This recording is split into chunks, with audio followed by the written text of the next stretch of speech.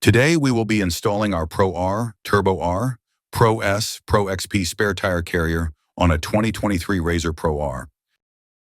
Bust that baby open and make sure all parts and hardware are in the box. If you have a 2025 or newer model, you will use the Heim brackets with the small notch at the bottom of the bracket. If you have a 2024 or older model, you will use the brackets with no notch at the bottom. Remove the two plastic clips holding on the air intake cover on each side. Completely remove these covers from the Razor.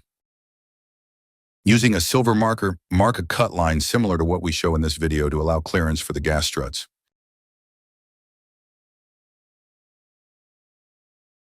Using a reciprocating saw or multi-tool, proceed to cut the plastic at the marks you just made. You can use a file to clean up the edges of the cut plastic. Reinstall the plastic covers. Remove the factory Cagewrx bolts at the rear of the bed. Install the supplied bed bracket and secure it with the factory Cagewrx bolts. Using the bracket as a template, drill holes through the plastic just beneath the bracket using a 1/4 inch drill bit on both the left and right side of the bed.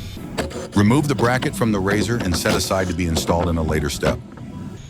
Remove the bed from the Razor by removing the two factory Cagewrx bolts at the top of the bed and then lifting it out. Remove the 3 Cagewrx bolts from the top, 1 Cagewrx bolt just under the tail light, 1 more below that, another one just above the outside of the tail light, and a push rivet below the plastic just above the inside of the tail light.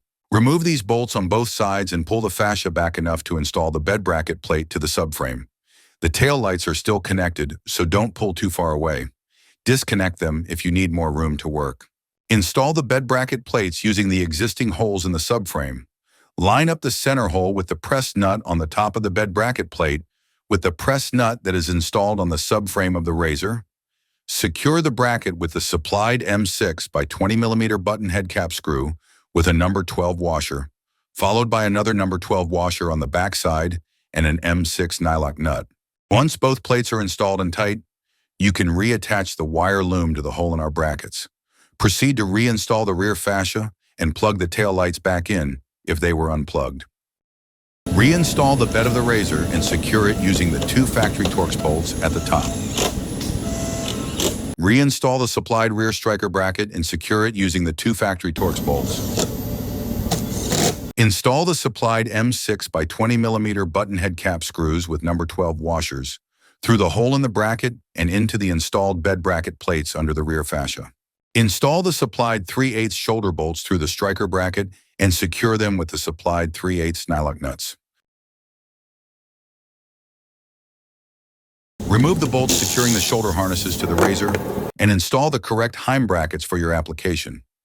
Place the shoulder harnesses on top of our supplied Heim brackets and secure the assembly in place using the factory hardware that you previously removed. Install the M8 ball studs to the supplied strut brackets and secure them with M8 hex nuts. Place the assembled strut brackets on the Razor and set your Polaris lock and ride boxes in place if you are using them. If using the boxes, you will install as shown. If not, please refer to our written instructions on this process.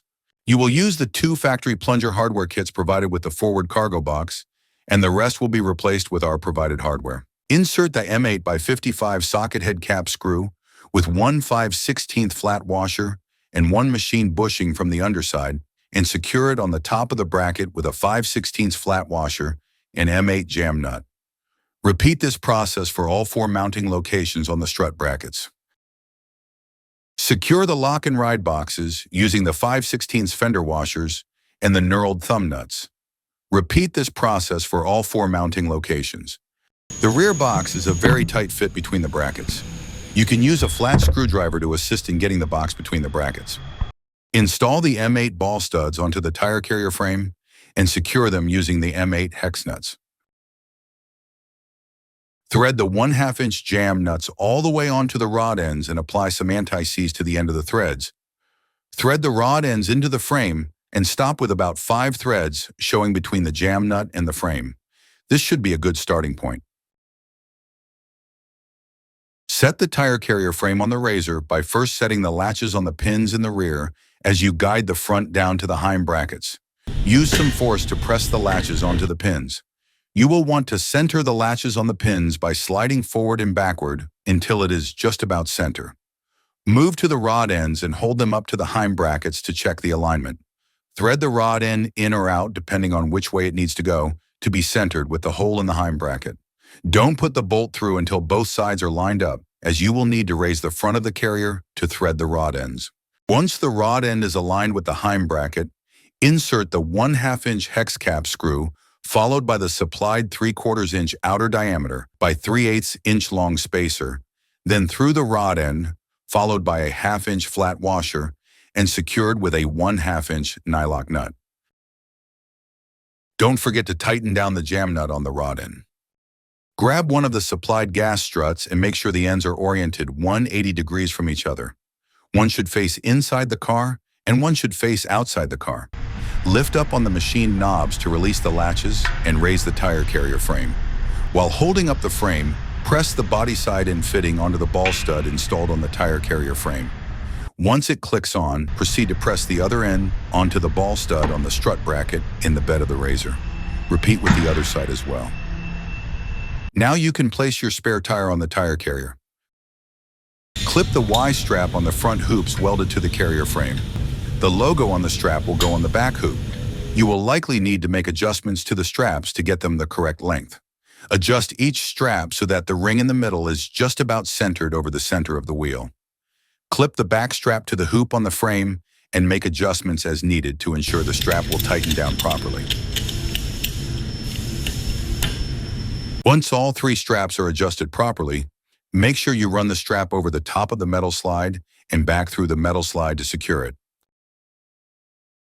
Your installation is now complete.